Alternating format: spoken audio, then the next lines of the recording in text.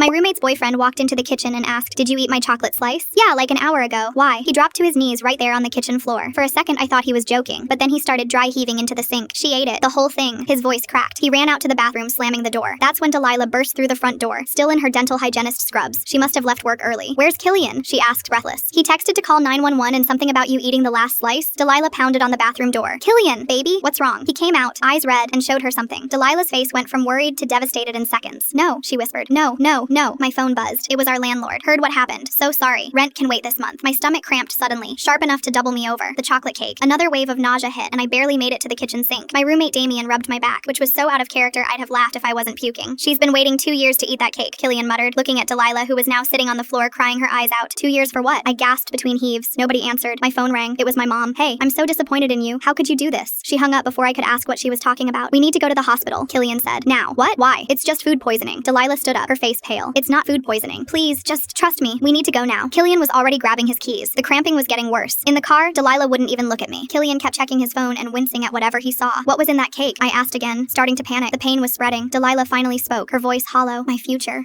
We'll deal with it at the hospital," Killian said. At the ER, Killian ran ahead to talk to the intake nurse. I couldn't hear what he was saying, but she looked shocked and waved us through immediately. That's when I knew something was really, really wrong. Delilah looked like she might cry or scream or both. A doctor appeared with a portable X-ray machine. "We need to check your stomach contents immediately." "For food poisoning?" He exchanged a look with Killian and Delilah. "Not exactly. Let's just see what we find." A nurse started prepping an IV. "Any allergies I should know about?" she asked. "Medications, latex?" She paused, looking at her clipboard. "Reactions to platinum or white gold?" "No," I answered, completely confused. They made everyone leave the room while they X-rayed my abdomen. The doctor studied the image on his tablet, zooming in on something. Killian's mom appeared in the doorway. She looked at me like I'd killed her dog. "Is it still intact?" she asked the doctor. "It's been in my family for 90 years. The room went silent except for the beeping machines. Delilah finally looked at me, her face a mask of controlled rage. "There's definitely a metallic object in your stomach," he whispered. I stared at him. "A what?" Delilah's face went red with anger. "You ate my engagement ring." What?" Killian cleared his throat. "I hid Grandma's ring in your favorite cake. I was going to propose. That was my cake, from my boyfriend, for our anniversary. It was on the middle shelf." The words tumbled out as my brain tried to catch up. "That's the communal shelf. Everyone knows that." "I was saving it for tonight." Delilah's voice rose. "You literally have your own shelf. Your name is on it in purple Sharpie." My stomach gurgled again. The ring was in there, supposedly worth thousands of dollars, floating around with the chocolate cake I thought was communal property. The doctor handed me a bottle of thick white liquid. "This should speed things along. You'll need to strain everything to recover the ring." Delilah started crying. Killian was still listing everything he had planned. His mom was FaceTiming with angry relatives. My roommate texted me, "This is why I label everything, even my water bottles." "Next time," I told Killian as another cramp hit, "maybe just use a ring box like a normal person." "There won't be a next time," Delilah screamed. The doctor cleared his throat. "Well, this is certainly going to be an insurance nightmare, destroying property worth thousands." "You're a thief," Killian's mom spat. Delilah wiped her tears. "Your type always takes what isn't theirs." As I sat there with the laxatives, I remembered something